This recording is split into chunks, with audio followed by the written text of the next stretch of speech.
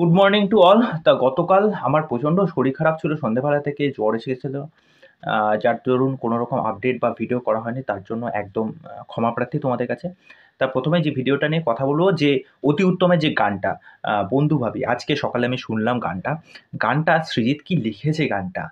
আর সত্যি কথা বলতে উপল গানটা যেভাবে এখানে প্রেজেন্ট করেছে, আর ভিডিওটা যেখানে আমরা দেখতে পাচ্ছি, আর সবচেয়ে বড় মজার বিষয় হলো গানটা শোনার সাথে সাথেই এই গানের মধ্যে যেই শব্দগুলো বাছাই করা হয়েছে, ইউজ করা হয়েছে, কেননা মহানায়ক উত্তম কুমার তো আমাদের বাঙালির জীবনে একটা নস্টালজিয়া, মানে তিনি এখনও বেঁচে আছেন তার কাজের মাধ্যমে।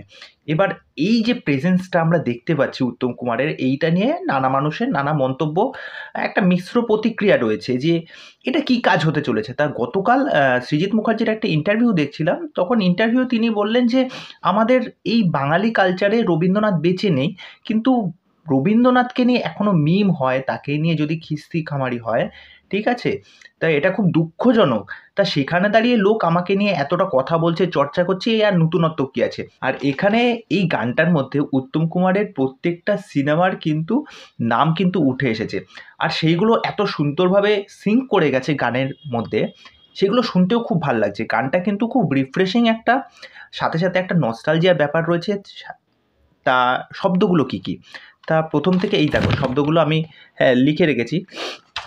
তা প্রথম হচ্ছে দেওয়া নেওয়া, তারপর হচ্ছে চাওয়া পাওয়া, রাজকুমারী, পথে হলো দেরি, হাত বাড়ালেই বন্ধু, শহরের ইতিকথা, রাজা সাহেব, নগর দর্পণে, দুটি মন, কায়াহীনের কাহিনী, উপহার, শিল্পী, চিরদিনের, মন নিয়ে, সবার ওপরে, বন্ধু।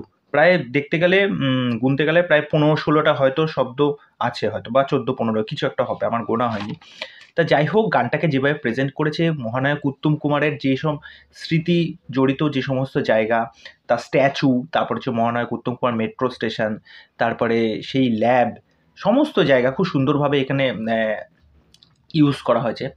আর তাছাড়া এই যে রোটোস্কোপিং যে বিষয়টাকে এখানে উপস্থাপন করা হয়েছে, সাথে এর মধ্যে যদি এআই যদি একটু ইউজ করা হতো, তা আই থিঙ্ক এই জিনিসটা আরও প্রপারভাবে ফুটে উঠতো। যদি এআই ভয়েসের মাধ্যমে যদি জিনিসটা, তাও ঠিক আছে, আমার খুব ভালো লেগেছে গানটা। গানটার মধ্যে একটা আলাদা নতুনত্ব কিন্তু আছে।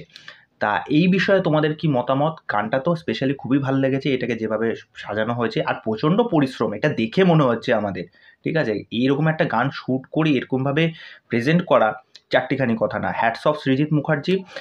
আর গানটাও খুবই সুন্দর হয়েছে। তাই এই বিষয়ে তোমাদের কি মতামত সেটা অবশ্যই আমাকে কমেন্ট করে জানিও। তা চলো, পরবর্তী নেক্সট ভিডিওতে আবার দেখা হবে। আর চ্যানেলে এসে আমার চ্যানেলটাকে সাবস্ক্রাইব করে দিয়ে এইভাবে আমার সাথে থেকো, পাশে থেকো। নমস্কার।